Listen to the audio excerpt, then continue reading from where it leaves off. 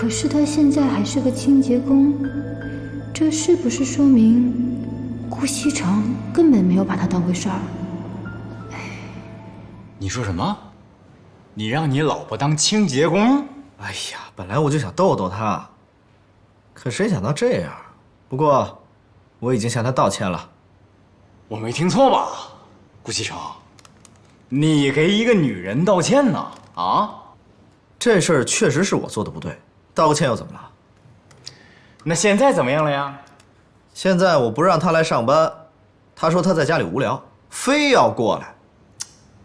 那你給人家安排一個稍微輕鬆點的工作嘛。是啊，我也是這麼想的，可是他不同意呀。他不同意？我的天哪，他有潔癖嗎？当清洁工上癮是吧？他說他不想讓公司的人知道我們之间的關係，想體驗一下普通人工作的樂趣，還不讓我暴露他的身份。哼，那你同意了吗？那不然呢？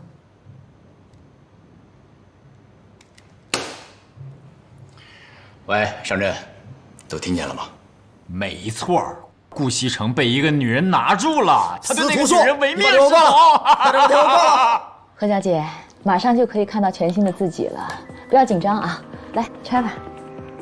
這段時間你配合得很好，我相信效果會非常好。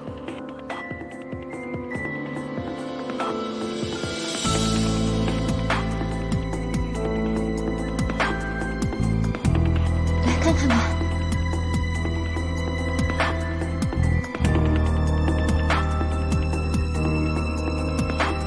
怎么样？感觉怎么样？我感觉很好，医生，謝謝你。這次你的狀況沒有出現什麼異常，已經非常僥倖了。說實話，何小姐，你的皮膚狀況並不適合整容，如果再次動刀的話，恐怕以後就難以修補了。你放心吧，我不會再動刀。行，你能記住就好。好了，你可以出院了。不過你要記住啊，在接下來這段時間裡呢，一定要按照我說的去做，好好的保護你這張臉。另外，因為你跟常人不一樣，如果你想要長途旅行的話，我勸你再等一段時間，因為你現在這個傷口啊，外表看起來沒什麼問題。